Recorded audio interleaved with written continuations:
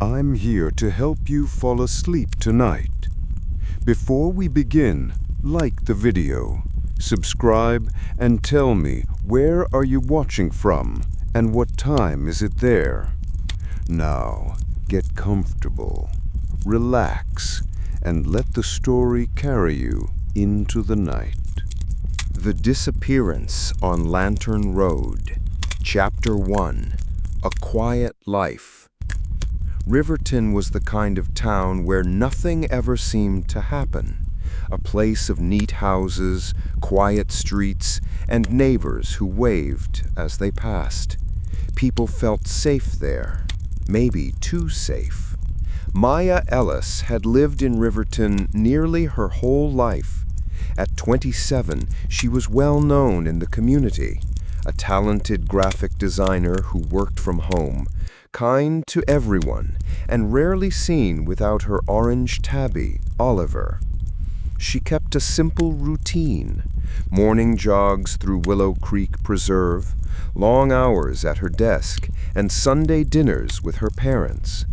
She liked the stillness of Riverton, but lately that stillness had started to feel wrong. In the weeks before July 18th, 2014, Maya became uneasy. At first, it was easy to dismiss: a parked car lingering too long across the street, the sense of someone watching as she jogged.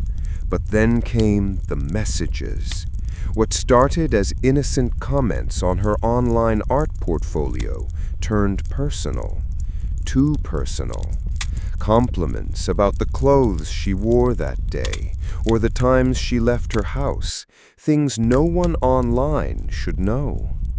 Maya kept it to herself. She didn't want to worry anyone, not Lauren, her best friend, not her parents. Instead, she became more cautious, double-checking locks, pulling curtains closed at dusk, leaving a light on at night. But the feeling of being watched never left her. July 18th began like any other day. Maya had a late meeting with a client in the city. By the time she headed home, night had fallen. At 9:15 p.m., she stopped at a gas station on the edge of town. The cashier would later tell police she seemed distracted, looking over her shoulder as if searching for someone. At 9:43 p.m., Maya's car was seen pulling into her driveway on Lantern Road. A neighbor's security camera captured the grainy footage. Maya stepped out, glanced down the street, then disappeared from view as she approached her door. The next morning, her car was still there. The front door was unlocked. Her keys hung from the lock. Inside, her phone lay on the counter. Oliver waited at the window, but Maya was gone. Riverton would never feel the same again. Chapter 2: The Final Evening. July 18th, 2014. A date that would forever mark Riverton's peace. That Friday started like any other for Maya Ellis. Coffee at sunrise, Oliver weaving between her legs, and a quiet jog through Willow Creek Preserve. The morning air was crisp, and the trail smelled of damp earth. But Maya couldn't shake the feeling that someone was watching. The same feeling she'd been trying to ignore for weeks. By noon, Maya was on the highway, headed to a client meeting in the city. She kept the windows rolled up, despite the heat, another precaution she'd adopted lately. The city was busy, loud, a sharp contrast to Riverton's sleepy charm. Maya's meeting dragged on. The client, a small startup, wanted endless revisions on their website, and by the time Maya packed up her laptop, dusk had fallen. She texted Lauren, "Running late. We'll call when I'm home." The drive back was long, and with each mile, The darkness seemed to press in closer. Maya noticed the headlights behind her on the empty stretch of highway. At first, she thought little of it, but after several miles, she realized the car kept pace, hanging back when she changed lanes, speeding up when she did. Maya's fingers tightened on the steering wheel. She took the next exit, a longer route home, but when she looked in the rearview mirror, the car was gone. Relieved, she laughed quietly at herself. Paranoid, Maya, that's all. Around 9:15 p.m., she stopped at a gas station on the outskirts of Riverton. The clerk later described her as nervous. Maya kept glancing at the door and windows, her smile forced when she paid for water and gum. On surveillance footage, Maya is seen glancing toward a dark sedan parked at the far end of the lot. She hesitated before getting back in her car, as if debating whether to ask for help.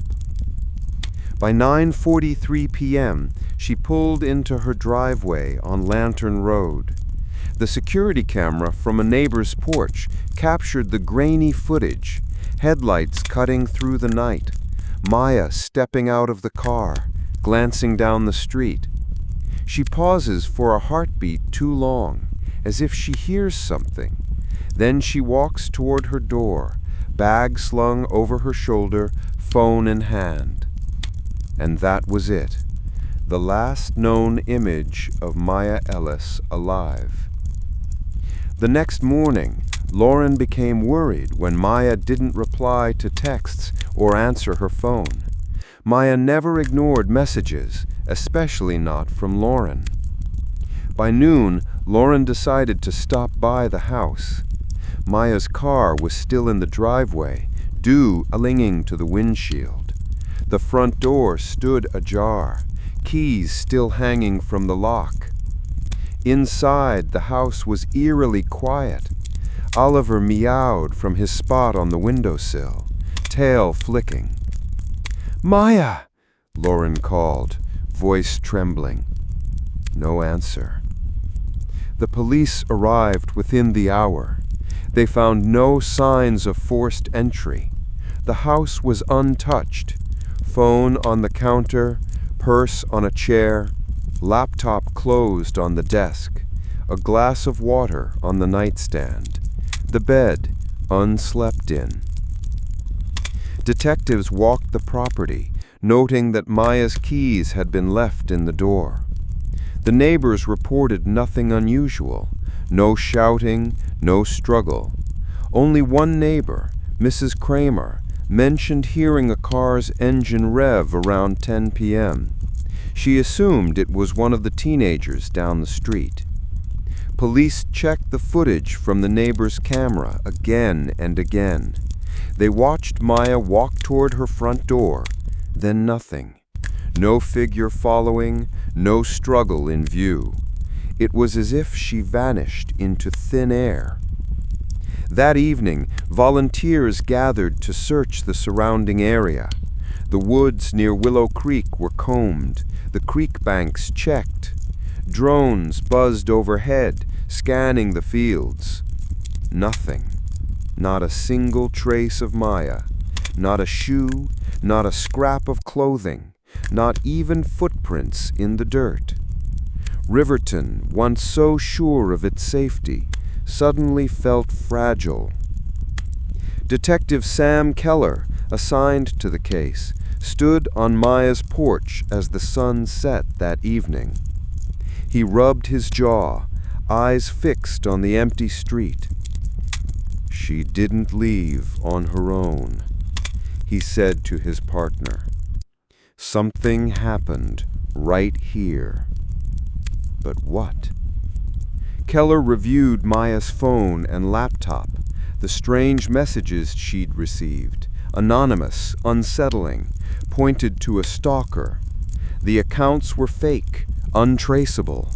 A dark sedan had been seen multiple times on Lantern Road that week, but no one caught the license plate. They spoke with Maya's ex-boyfriend, Adam Price. A clean break, no hard feelings, he insisted. His alibi, at work in the city, checked out. They questioned a delivery driver who had recently argued with Maya over a broken package. He had been miles away at the time of her disappearance.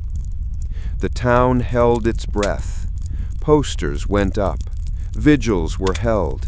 But days turned into weeks, and still no answers came. Riverton's nights felt longer. The streetlights seemed dimmer, and the house on Lantern Road stood silent, a reminder of the young woman who had vanished from its doorstep. Chapter 3: The Search. The morning after Maya's disappearance, Lantern Road swelled with police cars, volunteers, and worried neighbors. Yellow tape fluttered in the breeze, marking Maya's property as officers came and went. Detective Sam Keller stood at the edge of the driveway, arms crossed, surveying the scene. He was a veteran of the department, with tired eyes that had seen too many cases, but never one that hit so close to home. Riverton wasn't a place where young women vanished without a trace. By noon, the search was in full swing. Volunteers, including Maya's friends and co-workers, gathered at the community center to organize search parties. Maps of the area were spread out on tables, routes marked in bright red ink. We're going to cover Willow Creek Preserve, the old train yard, and the fields west of Lantern Road, Keller instructed. His voice carried the weight of urgency. We don't stop until we find something. Lauren, pale and sleepless, joined the first group headed toward the preserve. She couldn't just sit and wait. Maya was her best friend, practically a sister, and doing nothing felt like betrayal. The woods were dense, the ground soft from recent rains. Searchers called Maya's name as they combed the trails. Dogs barked, straining at their leads. Drones buzzed overhead, scanning from above. Hours passed. The sun climbed, then began to dip low. Sweat dripped down faces, but no one wanted to stop. Every snapped twig, every dark patch of ground made hearts race. Keller and his partner, Detective Ramos, followed up on leads as they came in. A farmer reported seeing a dark sedan speeding down a back road the night Maya disappeared. A jogger claimed they saw someone standing by the preserve entrance around 10 p.m. They knocked on doors, reviewed security cameras, and checked abandoned buildings. But every lead ended in a dead end. Inside Maya's house, forensics dusted for prints. They found nothing out of the ordinary. No forced entry, no struggle. The only fingerprints belonged to Maya and those who lived there. Oliver, Maya's cat, sat by the window, his green eyes watchful. It was as if he too waited for her return. On the second day, national media picked up the story. Reporters descended on Riverton, setting up cameras along Lantern Road. Maya's parents pleaded on TV for information. Her mother's voice cracked as she held up a photo of Maya, her smile frozen in time. "Please," she said, "if you know anything, come forward. We just want our daughter home." Tips flooded in. Some were well-meaning, but useless.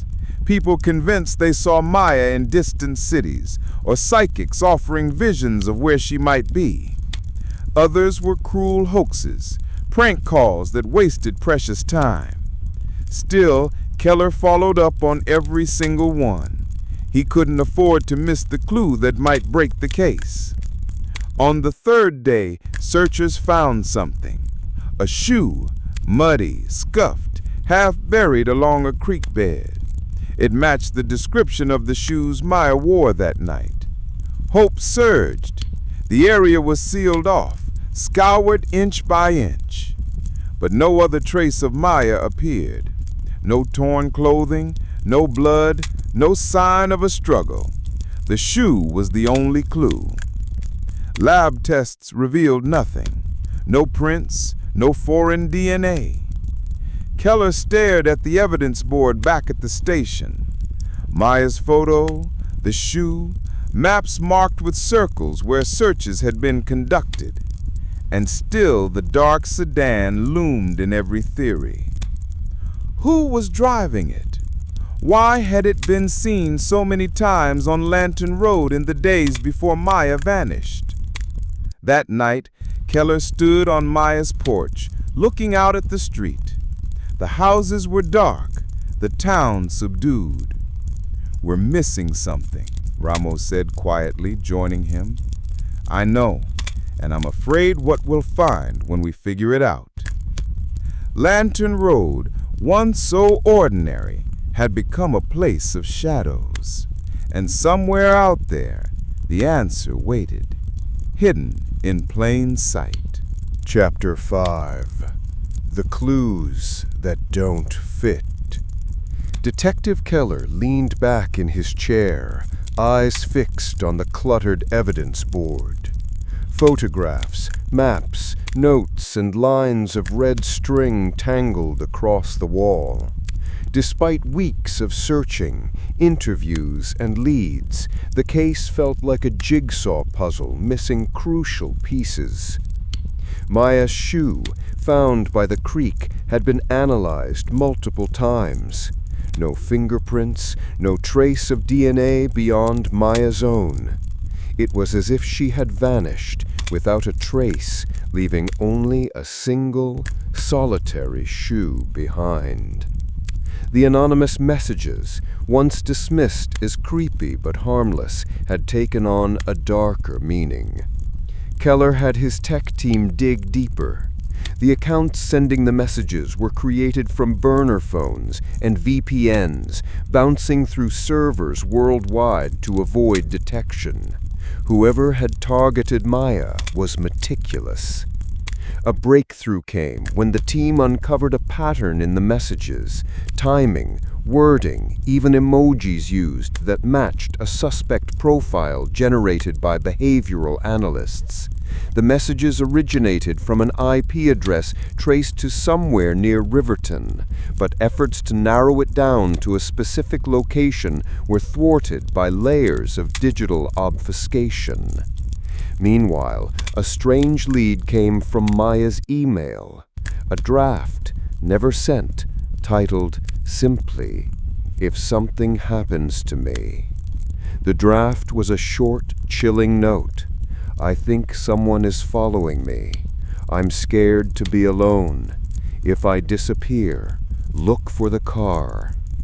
Keller felt a cold weight in his chest. Maya had known. The dark sedan loomed large in the investigation. Despite canvassing the neighborhood and searching vehicle registrations, the car was a ghost. Witnesses described it as a black or dark blue late-model sedan, windows heavily tinted, but none had caught a license plate. One neighbor, Mr. Phillips, finally came forward. "I remember something odd. A man I didn't recognize, parked by the woods near the creek. Didn't get a good look, but he was tall, wearing a baseball cap low over his eyes." Police canvassed local pawn shops and surveillance footage from gas stations, hoping to catch the car or its owner. A few leads fizzled out. Some others seemed promising, but ended in dead ends. At the police station, Keller studied Maya's social media. Among thousands of likes and comments, something caught his eye. A strange new follower. A profile with no posts, but an unnerving pattern of watching Maya's activity closely. He requested a subpoena for the account owner's information, but it was registered through an anonymous proxy service. Whoever it was had planned carefully. At home, Lauren was haunted by what-ifs. What if I'd pushed her to tell me? What if I'd gone with her on that run? The town organized another search, this time with volunteers equipped with flashlights and metal detectors. But as days turned to weeks, hope thinned. Keller couldn't shake the feeling that the key was hidden in the things that didn't fit: the silent phone, the open door, the shoe in the creek. "We're missing something," he said quietly to Ramos one evening. "Or something we're too scared to see." Chapter 6: The Breakthrough. Weeks into the investigation, the pressure on Detective Keller was immense. The town's patience was thinning, and the case was going cold. But just as hope seemed to wane, a break finally came. One rainy afternoon, Keller was reviewing hours of security footage from nearby businesses when something caught his eye: a fleeting reflection in a storefront window.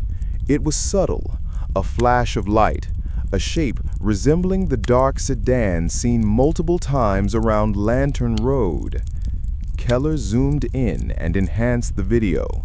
The car was parked near a convenience store about a mile from Maya's house. The timestamp showed it had been there shortly before midnight on July 18th, hours after Maya was last seen. The license plate was obscured by mud, but the car's make and model matched the description neighbors had given: a black 2011 Honda Accord with heavily tinted windows. Keller's heart raced. This was the first concrete evidence of the car after Maya disappeared. He immediately assigned officers to canvass the area, hoping to find witnesses or clues.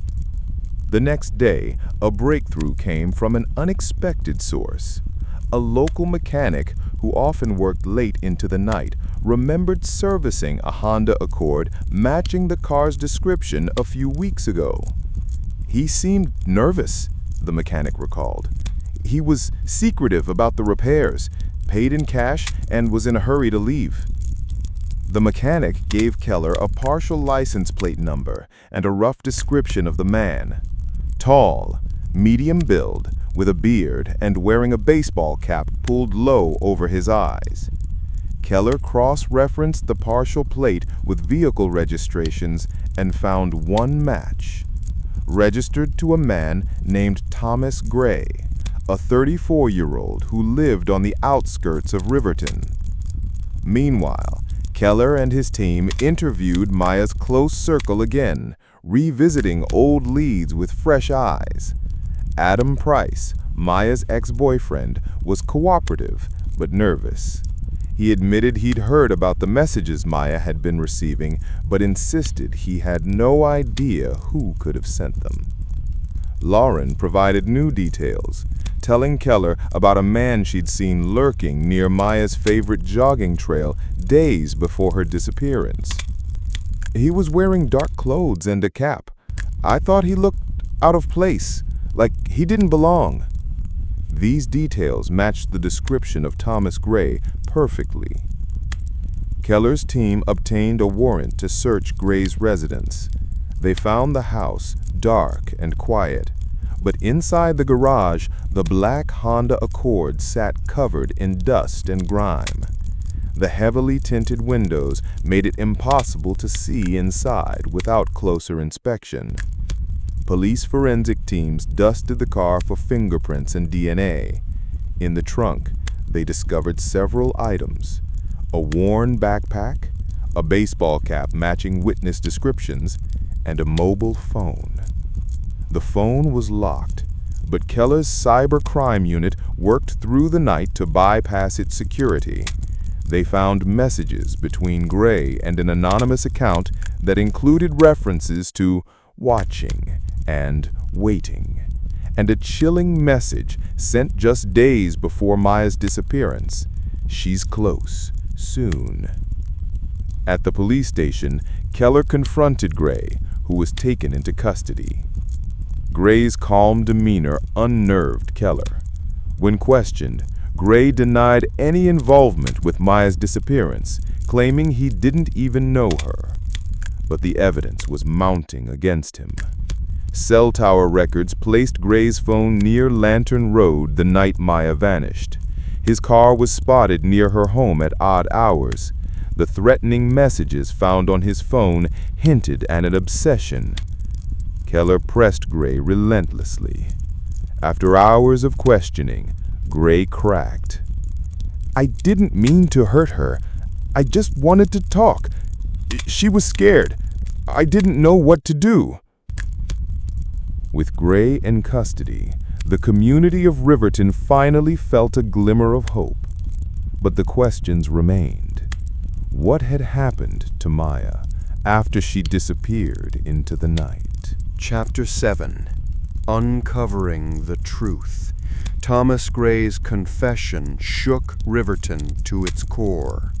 Detective Keller sat across from him in the interrogation room, the weight of Maya's fate pressing on every word exchanged. Gray was uncooperative at first, deflecting and denying. But as the hours dragged on, the cracks in his story began to widen. "I didn't want to hurt her," Gray murmured, eyes fixed on the table. "I thought if I could just talk, explain, maybe she'd understand." Explain above a whisper. "I thought she was alone, vulnerable. I wanted to be someone she could trust, but I didn't know how to reach her." The room was silent except for the ticking clock. Keller knew this was the turning point, to dig deeper, find the truth behind Maya's disappearance.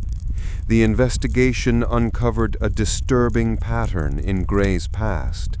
Neighbors described him as a loner, keeping to himself in a rundown trailer on the edge of town. He had a history of stalking and harassment, but no convictions, always just shy of crossing the line. Gray's phone revealed more messages, some sent to Maya, others to unknown recipients, filled with rambling confessions and pleas for connection. His obsession had clearly escalated over months. Then came the most chilling discovery. Surveillance footage from a gas station miles from Riverton showed Gray's car parked late on the night of Maya's disappearance, around the same time she was last seen. But more importantly, a man matching Gray's description was seen following a woman fitting Maya's profile into the nearby woods. Detectives organized a search of the woods near Willow Creek Preserve with renewed urgency. They combed every inch, turning over leaves, checking creeks, and scanning dense underbrush. Hours later, a volunteer stumbled upon something. A tattered jacket caught on a thorn bush. It was Maya's. The search intensified. Days later, rescuers found a shallow grave, hastily covered, with Maya's belongings scattered nearby. Her purse, a phone charger, and a bracelet she had worn since childhood. The medical examiner's report confirmed the worst. Maya had been strangled. The timing suggested it happened shortly after she vanished that night. As the community mourned, Maya's family struggled to find closure. Her mother clung to the hope that justice would bring peace. "We just want her back," she said, voice breaking at a candlelight vigil held in Maya's memory. Gray's trial brought a flood of emotions. The courtroom was packed with friends, family, and neighbors who had followed the case closely. Gray showed little remorse, but the evidence was overwhelming. After a tense week, the jury found him guilty of second-degree murder. He was sentenced to life imprisonment without parole. Detective Keller visited Maya's grave one quiet morning. The town was healing, but the scars ran deep. Sometimes it's the quiet places where darkness hides. Chapter 8. Aftermath and Reflection.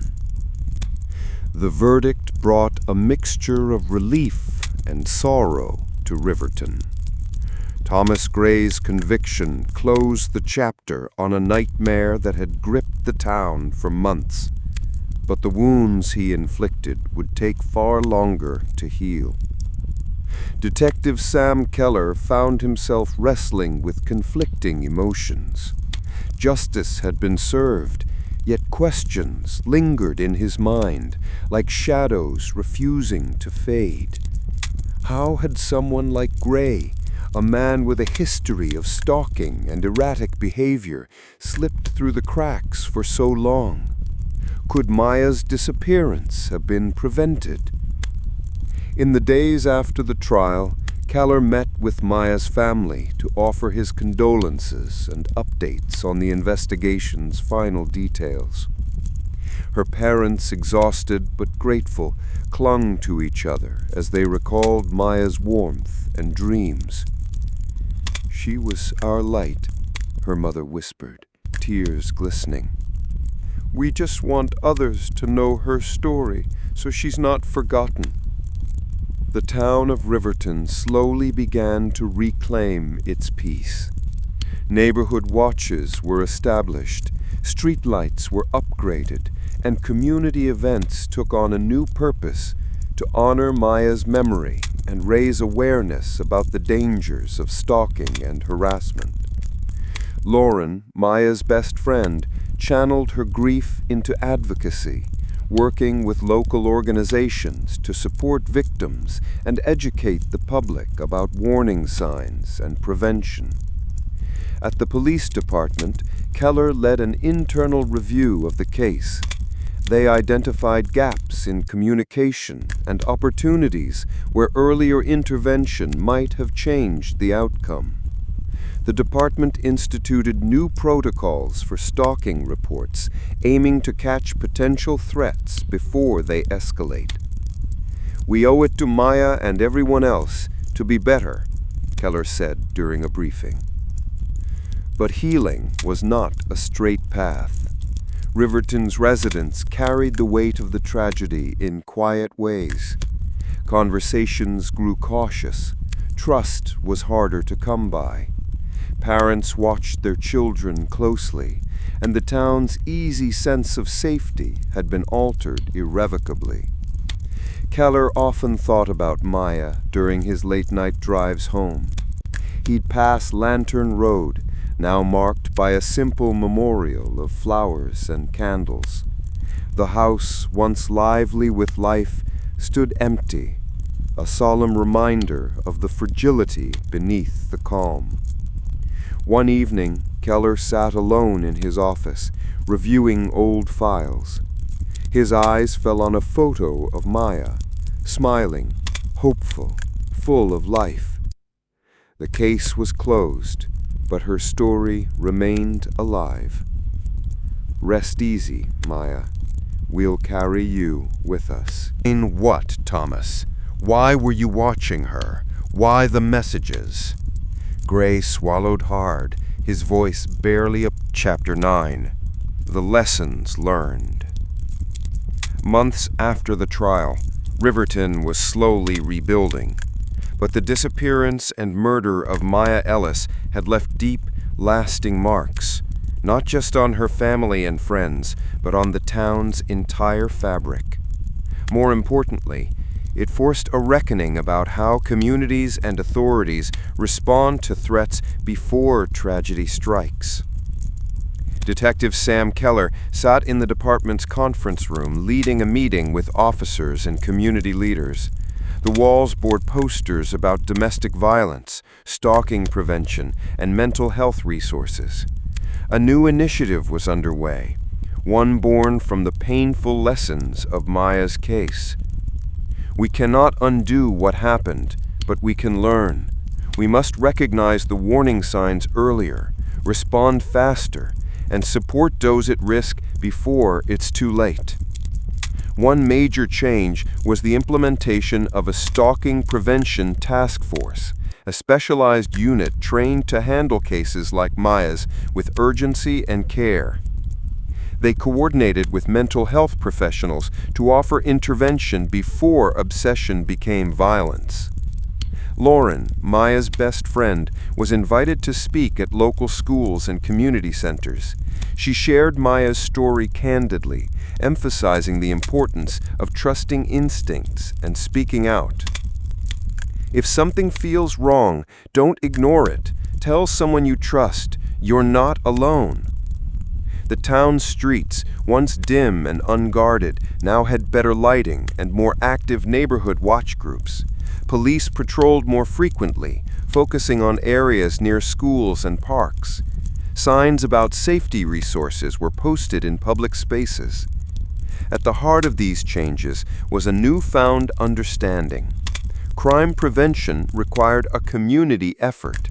Victims and potential victims needed allies, not silence.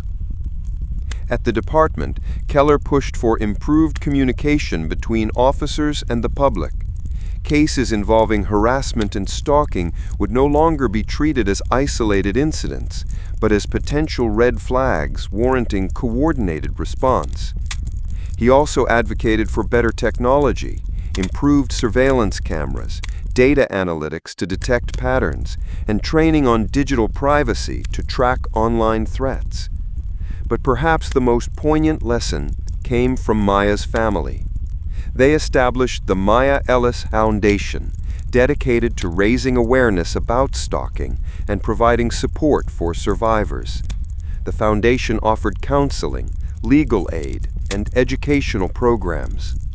Through their grief, Maya's parents found purpose, transforming tragedy into a mission to protect others.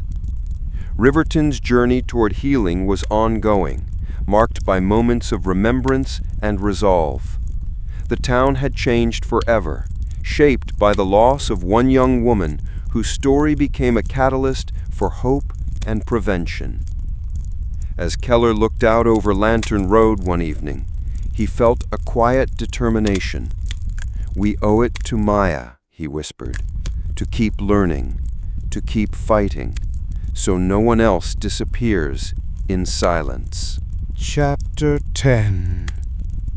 Moving Forward.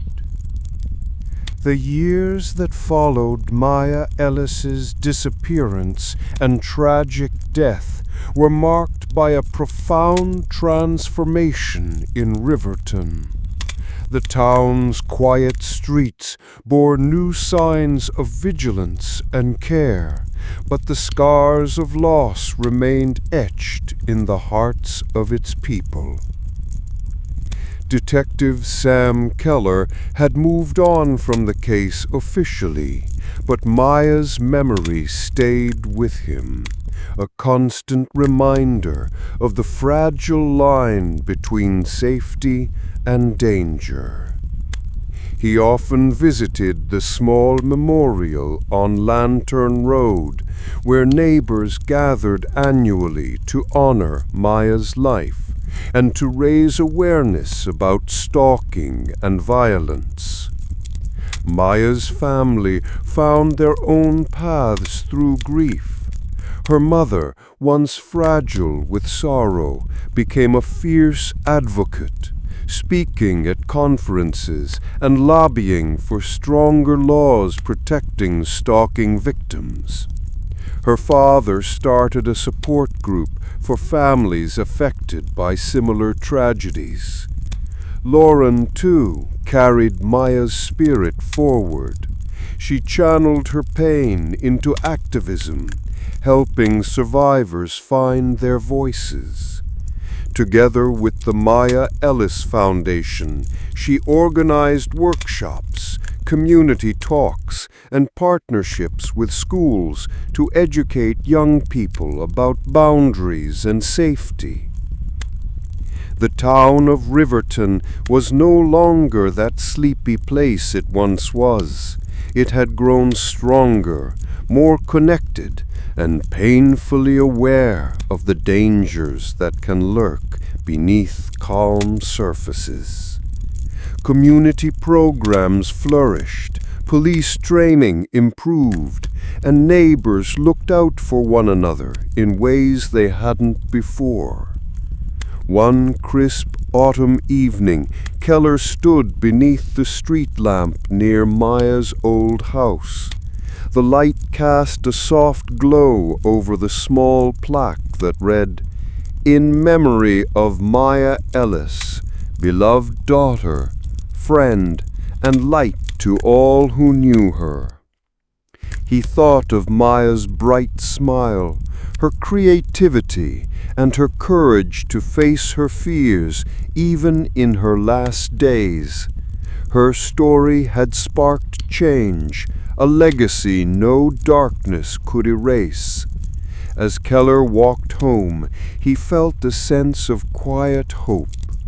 Maya's life had been stolen, but her impact would continue, a beacon guiding others away from harm. The disappearance on Lantern Road was no longer just a tragic mystery. It had become a story of resilience, of learning, and of moving forward together. And that, perhaps, was the most powerful truth of all. The end.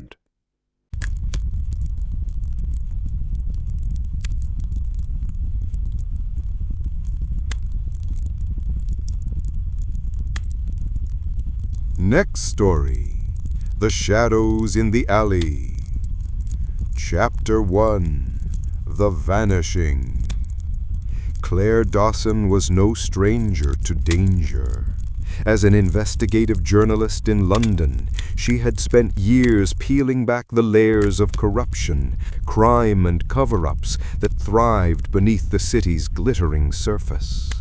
At 32, she was sharp, determined, and relentless, qualities that had earned her both respect and enemies. In early November 2018, Claire was deep into her most ambitious story yet, exposing a major drug ring operating out of East London's underbelly. The gang, led by a shadowy figure known only as Viper, had eluded police for years, their grip tightening on the community with violence and intimidation.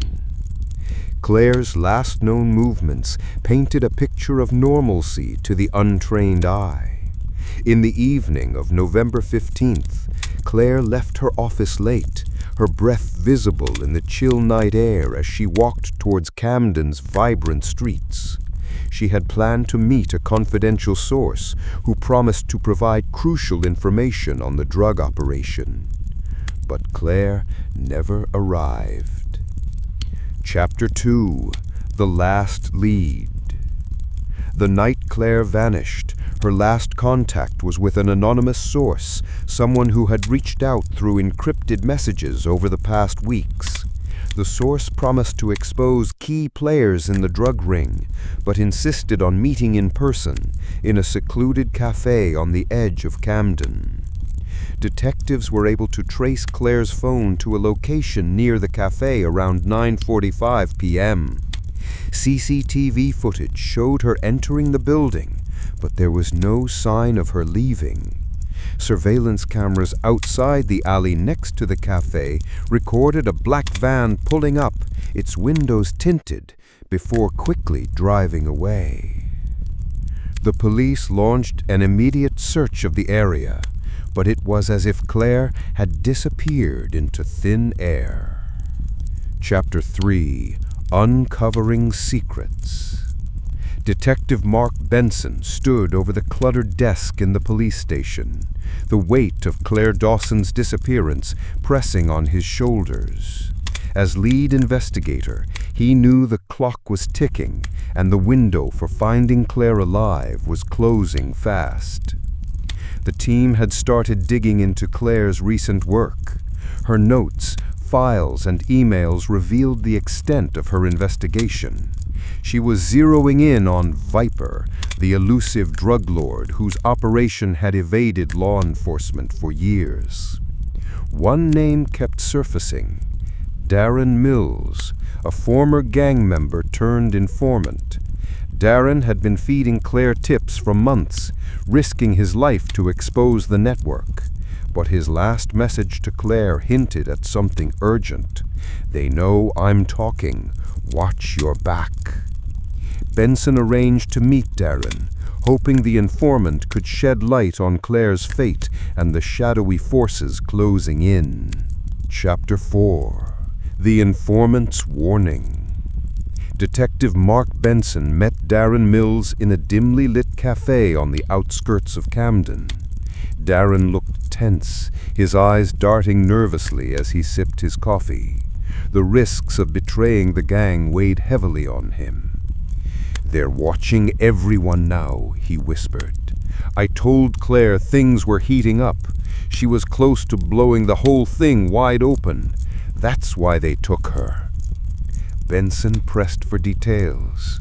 Darren revealed the inner workings of the drug ring, the secret meeting spots, the couriers, and the corruption that reached into the police force itself. "I gave Claire names, people no one suspected. If she got to Viper, they'd all be exposed." Suddenly, Darren's phone buzzed. He glanced at the screen, pale. "They're on to me. We don't have much time." Detective Benson's team moved quickly. With Darren's information, they identified several key players in the drug ring. Surveillance intensified on known associates, and officers prepared for coordinated raids. Inside the police station, tension was high. Rumors of corruption lingered, but Benson was determined to clean house. Every lead was pursued relentlessly. One night, an undercover officer managed to record a meeting between Viper and several lieutenants in a warehouse near the docks. The footage revealed coded language about dealing with the journalist problem. Simultaneously, forensic experts traced Claire's missing phone to a storage unit rented by a man matching one of the suspects. The walls were closing in. Chapter 6. The Hidden Truth. The raid on the storage unit uncovered disturbing evidence: blood stains, torn pieces of Claire's clothing, and a cache of documents linking the drug ring to several city officials. The corruption ran deeper than anyone had anticipated. Detective Benson realized the investigation had become a matter of life and death, not just for Claire, but for the entire city's future. Meanwhile, Darren Mills went into protective custody, but the danger loomed. The gang was desperate to silence anyone who might talk. In the shadows, the mastermind known as Viper watched the chaos unfold, calculating his next move. Chapter 7. The Betrayal. Just as Benson's task force prepared to make arrests, disaster struck. A trusted officer on their team leaked their plans to the gang. The carefully laid operation fell apart as suspects vanished overnight, leaving behind empty safe houses and burned evidence. Benson felt the sting of betrayal. He had suspected corruption, but to have it inside his own team was a gut punch. The mole, Detective Alan Foster, disappeared before he could be questioned, his apartment abandoned, his bank account drained. The investigation stalled as the department scrambled to contain the damage. Benson vowed to see justice done, but the enemy was now both outside and within. Then came a break. A cryptic tip sent to Benson's encrypted email. A location, a warning, and a promise. She's alive, but not for long. Chapter 8. The Chase. The tip led Detective Benson and a small, trusted team to an abandoned factory on the outskirts of the city. Rain pounded the streets as they moved under cover of night, hearts pounding with the hope that Claire might still be alive. Inside the factory, they found signs of recent activity: discarded food containers, a makeshift bed, ropes cut and tossed aside. Claire had been there, and she'd fought to escape. Suddenly, gunfire erupted from the shadows. A gang enforcer, desperate and cornered, opened fire. Benson's team returned fire, subduing the attacker and forcing him to talk. "She ran," the man coughed. "Out the back. Viper wants her gone tonight." Without waiting, Benson led the charge into the night, following the trail through alleys and empty streets, determined to end this nightmare once and for all. Chapter 9: The Rescue. Benson's team moved fast, tracking Claire's path through the rain-slicked streets. Time was running out. Every second felt like an eternity. The trail led them to an old train yard, abandoned and forgotten, the perfect place for Viper to finish what he started. Hidden between rusted freight cars, Claire huddled, weak but alive. She'd escaped her captors, driven by sheer will. The sound of footsteps sent terror through her feet until she heard Benson's voice. "Claire, it's over. We've got you." But before relief could wash over them, Viper and two gunmen emerged from the shadows.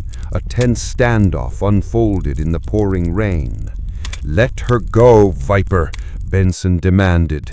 "This ends tonight." A single gunshot rang out. Benson's marksman had found his target. Viper fell, his reign of terror finally over. The gunman surrendered, and Claire collapsed into Benson's arms, safe at last. Chapter 10: Justice Served.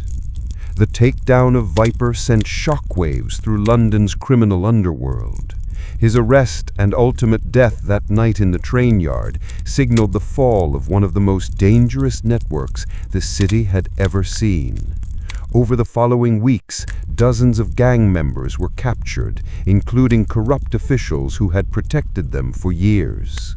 Claire Dawson's survival became a symbol of courage and resilience. As she recovered, she worked with law enforcement to help dismantle the remains of the gang. Her reporting turned personal. She wrote a powerful series on the ordeal,